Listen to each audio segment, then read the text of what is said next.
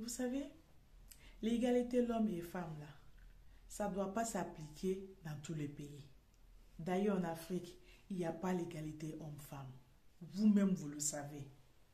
Donc, vous appliquez ça chez vous. Parce que il y a certaines femmes aujourd'hui qui sont en Europe. L'histoire de l'égalité homme-femme là les a rentrées dans la tête. Ils ne savent plus comment respecter le mari. Le respect là, ils ont jeté à la poubelle. Et c'est pas bien. C'est pas parce que tu as fait tes études, tu as eu bac plus 5 ou bien bac plus 10 que tu reviens à la maison et ton mari aussi il est parti travailler et il revient, vous revenez et c'est lui qui doit aller faire à manger. Si de temps en temps que l'homme vient te rendre service à la cuisine, il faut l'apprécier. C'est un aide.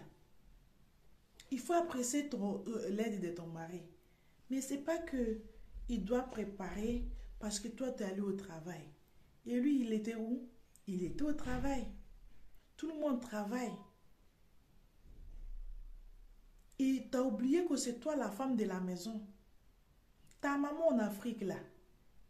Au moins en Afrique, il y a au moins 15 ou 20 personnes dans la maison. Elle va quitter le champ. Fini même la nuit, elle revient faire à manger pour tout le monde. Il y a toute la famille qui sont là-bas. Elle ne se plaigne pas. Elle est même contente, joyeuse de faire à manger pour la famille. Et toi, avec un ou deux enfants et ton mari, tu reviens, tu es fatigué, c'est l'homme qui doit faire à manger parce que tu travailles, parce qu'il y a l'égalité homme-femme. Écoutez, vos égalités hommes-femmes là, mettez ça dans vos poches. Si tu n'es pas prête à te marier, tu n'es pas prête à être femme de foyer, ben quitte dans le mariage. Il ne faut même pas t'engager dans le mariage. Parce que le mariage, il fait que c'est la femme qui a le foyer, qui est la maman de la maison. Ce n'est pas le monsieur qui va s'occuper. Le monsieur, il vient dans la cuisine quand il a la gentillesse, quand il a envie de t'aider, quand il a envie de te donner un coup de main. Parce que ce n'est pas tous les hommes qui sont des monstres. Il y a les hommes qui ont le cœur, qui disent « Ah, ma chérie, tu es fatiguée, tout le monde a quitté le travail, je viens t'aider. » Ça s'appelle aider, donner un coup de main à sa femme. Mais ce n'est pas une obligation. Ce n'est pas une obligation qu'il a quitté le travail, il doit faire manger parce que tu es rentré trop tard et il est arrivé en premier, il devait faire manger. Les femmes là qui sont figées sous l'égalité homme-femme là, vous êtes toujours femme. Et vous êtes toujours femme, vous devez être femme de votre foyer, c'est pas homme de foyer. Oui. Si vous avez oublié, je vous le rappelle dans cette vidéo-là, que vous êtes femme, vous êtes maman, vous devez être, vous allez travailler, finir le travail, vous devez être à la cuisine, vous devez préparer avec la joie, avec l'amour. Nous, quand on travaille, quand on fait à manger là, que les enfants et le mari sont bien mangés, nous on est rassasiés. C'est ça une femme. C'est ça une femme. Que tu gagnes plus que ton mari, on s'en fout de ça.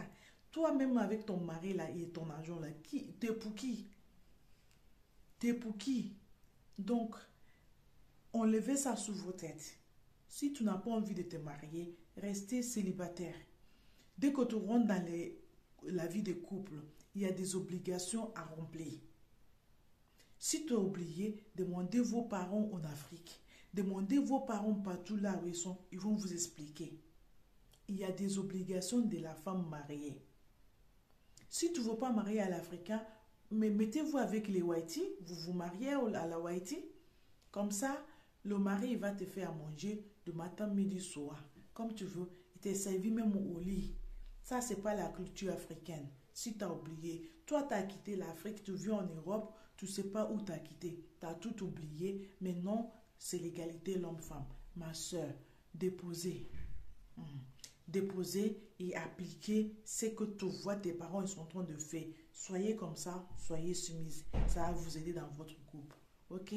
Merci.